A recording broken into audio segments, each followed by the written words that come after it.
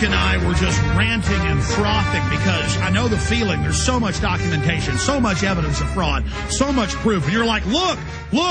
And then now we have their own emails where the top scientists for the UN are talking to the top scientists in the U.S. and Europe about how to lie and how to persecute scientists and how to fix the data. And in these documents that were released are the computer code of the weather models with the computer programmers explaining to people that may be working on it later, look, this whole thing's a fraud. You got to run all sorts of scams to flip the data. We have videos of the code where it's all described by computer programmers online with the emails, with the code.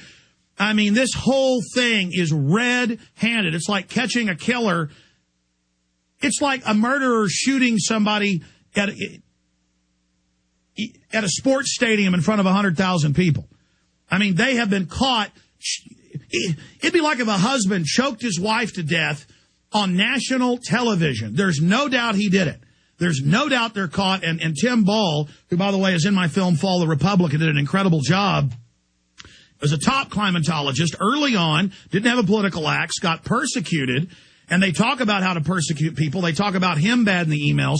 I forgot to tell you, they talk about Mark, who we had on last hour with his FOIA request, trying to get the documents, how to block those documents. I mean, this is incredible.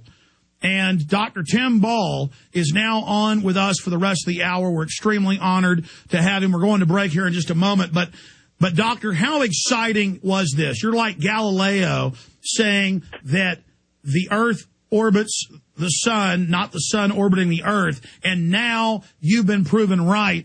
And that it's premeditated fraud. They weren't just wrong. And you said that all along. Yeah. Because all the other scientists like yourself would do the raw research and say it doesn't add up. And they'd say, shut up. I mean, what is this like for you after all the persecution you've been through? It's a very sad day, Alex, because it's a sad day for science. It's a sad day for the environment, which we need to care about. People will start to say, now we don't believe anything you tell us.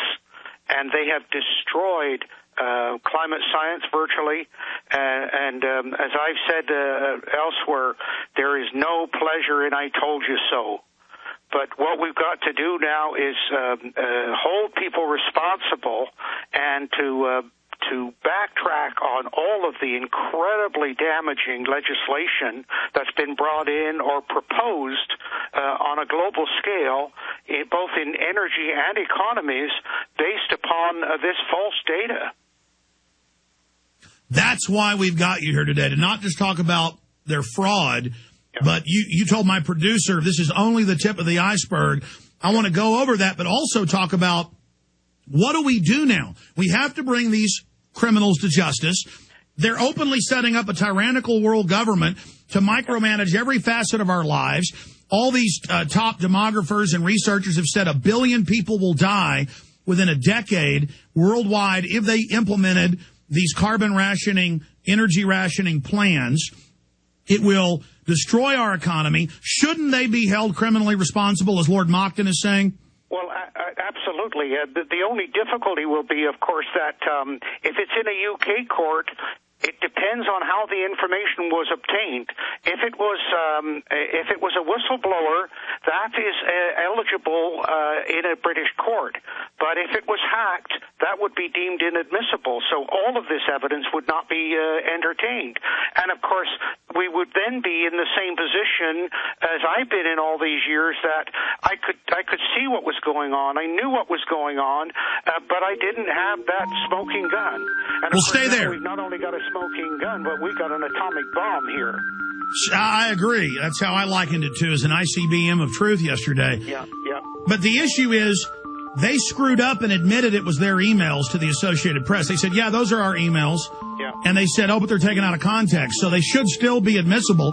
The police need to raid those facilities and get the actual hard drives. We know that'll be admissible, but you know they're in there erasing it all right now. I'm going to try to contain myself because there's so many facets of this fraud. And then how the establishment is calling themselves victims. They're now saying in The Guardian that the climate skeptics with these emails are persecuting good scientists when they're in their own emails talking about how they were persecuting people with government power, how they were blocking FOIA requests, how they were destroying scientific debate. in blockading people publishing their science. I mean, this is a rigged club of crooks, and we're going to talk about bringing them to criminal justice. Also, research by Dr. Tim Ball in these emails. John P. Holdren, the eugenicist, is all over these emails, helping coordinate things. This is huge. Okay, Dr. Tim Ball, you've got the... was a few years ago, there were two, in fact, they're both still active, Willie Soon and Sally Baliunas, both at Harvard, and they were doing first-class research. They're both solar physicists, and they were doing first-class research. Now, the key thing was the medieval warm period, and they had to get rid of that because they were saying that the 20th century was warmest ever, when in fact just 1,000 years ago it was even warmer than now. And Soon and Baliunas had extensive research proving it. And so, of course, they had to get rid of the medieval warm period, which they did through the hockey stick and Michael Mann and that scandal, but they had to also denigrate Soon and Baliunas.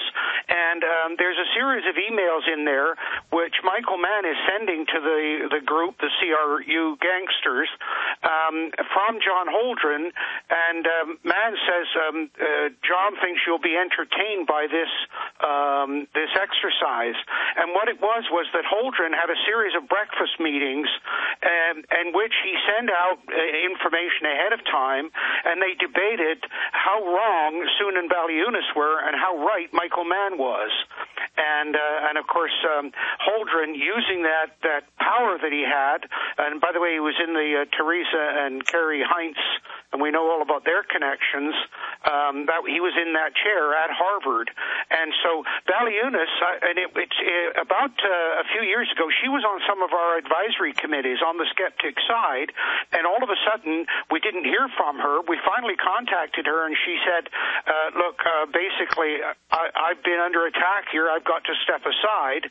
And she also disclosed some of the personal attacks as a woman and as a redhead that were just absolutely outrageous.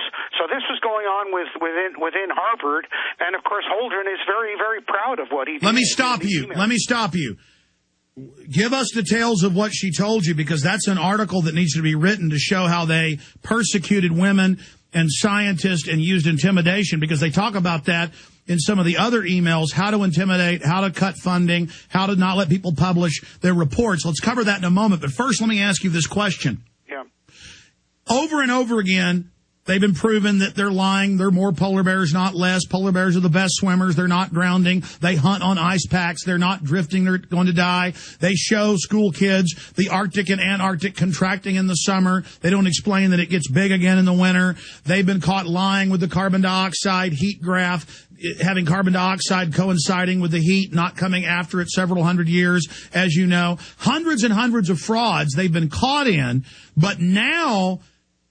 before they could deny they were caught or say it was an accident or have a debate about it. Now they've been caught red-handed in these emails at the top climate facility, the UN sites, as you know, Dr. Ball being a top climatologist. How big of an issue is it to have them red-handed in the code, the computer code, with notes on how they do the fraud, and then having them in the emails how they know it's getting colder, but they're going to lie? I mean, is this not the holy grail? You called it an atomic weapon against their lies. Oh, absolutely. And of course, it isn't just the people, the CRU, the Climatic Research Unit, and Phil Jones. See, now, Phil Jones is the guy who put out that number of temperature increase of 1 degree Fahrenheit, which Gore talks about in his movie. Okay, Jones has consistently refused to disclose how he produced that number. Warwick Hughes wrote to him from Australia an email, and Jones came back and said, we spent 25 years getting these numbers. Why should we share it with you when all you want to do is find something wrong? And you talk about that in Fall of the Republic. Before this even came out, you pointed at Jones. Yeah, exactly. No, but beyond that, Jones, Mann, Keith Briffa, And by the way, the person that really started it all is Tom Wigley. He's the eminence grise behind all of this, and I've watched him manipulate and control for 30 years, and he started at the Climatic Research Unit. He's now at NCAR in Boulder, and he's the grandfather. He's the go-to guy when they say, what should we do about this? How should we deal with this? You can see that in the emails. But more important, Alex, is that these people control totally the IPCC. And, of course, the IPCC is the authority that all world governments quote and go to, is the basis of Kyoto. It's the basis of the Copenhagen thing. It's the argument for carbon credits and that whole scam. So it isn't just the scandals within that academic unit. And I've said many times, and I think I said it when I was interviewed by your group, that there's two responsibilities as a scientist. You've got the responsibility in the laboratory. These guys weren't even meeting those responsibilities, as we now know. But when you go public and say that your science is legitimate and should be the basis of policy, there's a whole new set of responsibilities kick in, and they didn't meet those either. In fact, they deliberately thwarted them. So it's on two completely different levels. But the first thing that we got to do is we got to shut down the IPCC. It's got to go.